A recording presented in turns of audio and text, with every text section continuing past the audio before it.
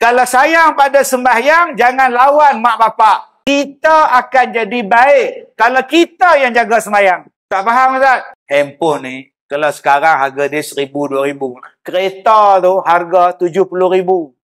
Sayang kalau hilang. Rumah kita kalau terbakar harga 400,000. Sayang. Sembahyang kita harga berapa ribu? Lebih mahal dari rumah. Lebih mahal pada kereta. Lebih mahal pada smartphone. Tak ternilai nilai sembahyang. Dialah yang nak tolong dalam kubur. Dialah nak tolong di hari kiamat. So, kena jaga sembahyang. Jangan sampai diambil orang. Boleh ke Ustaz sembahyang kita diambil orang? Boleh? Macam mana Ustaz? Pahala sembahyang awak dapat kat dia. Kenapa Ustaz? Awak ngumpat dia. Sebab tu kalau sayang pada sembahyang, jangan ngumpat. Kalau sayang pada sembahyang, jangan memfitnah. Kalau sayang pada sembahyang, jangan lawan mak bapak. Jangan derhaka. Pahala tak ada.